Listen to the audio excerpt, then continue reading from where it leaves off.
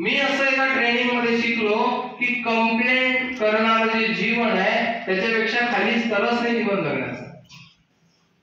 Complaint करणं, जबाबदार लोक कधी कंप्लेंट नाही करत, जबाबदारी घेतात. आता लाईट गेली होती, जनरेटर सुरू व्हायला वेळ लागला, आपण कंप्लेंट केली का? जबाबदारी घेतली की ठीक आहे, होत असतात गोष्टी.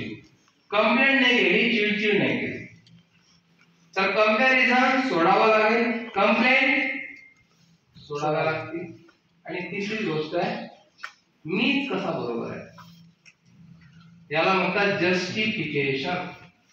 याच्यात सगळी जिंदगी चालली आपली की मी कसा बरोबर आहे. सगळे भांडणं त्याच्यासाठी आहेत की मी कसा बरोबर आहे. पती पत्नीचे असो, भावाभावाचे असो, मुलांचे वडिलांचे आईचे कोणाचे असो, मी कसा बरोबर आहे, आय एम राईट. मी फक्त असं करेल, तुम्ही सांगा पहिलं काय. सगळ्यांनी म्हणायचं पहिलं काय, पहिलं काय, अजून जोरात, पहिलं काय, दुसरं आणि तिसरं. जस्टिफिकेशन आवाज कमी झाला, कारण सर बरोबर आहे ना, मी बरोबर आहे,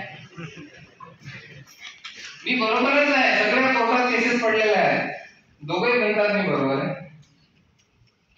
एकूण